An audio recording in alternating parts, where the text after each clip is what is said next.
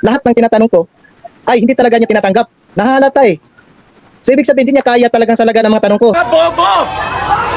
Yes or no? Sagot. Yes or no? Sige, sagot. Hindi mo ba kaya ang tanong ko, mister? Sino? Yes or no? Hindi mo ba kaya? Madali lang sanang sagutin yung mga tanong mo, pero ang problema, halos lahat puro palasyos. Kaya hindi pwede makapasok. Hindi pala kaya. So yes or no? Palasyos. Hindi kaya. Mr. Moderator, tumatawa sa rin pwede pakiruling.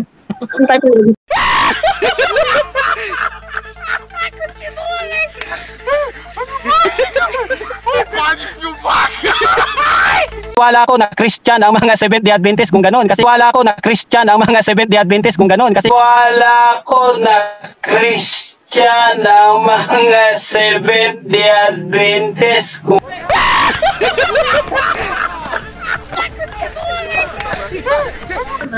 Diyan sa mga aklat na standard reference, ang Seventh-day Adventist mababasa ba na tayo ng diablo o hindi?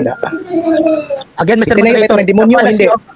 it is a fallacy of argumentum ad ignorantia, Mr. Moderator.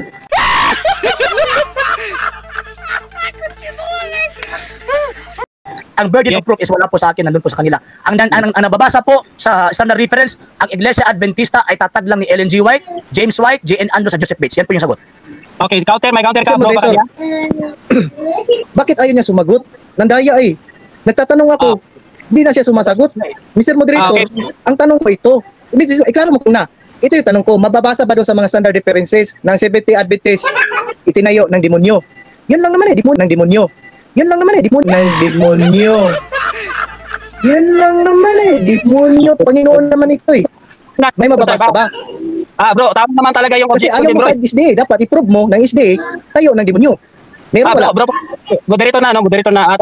Talagang policy talaga yun na katanungan kasi. Talagang policy talaga yun na katanungan kasi.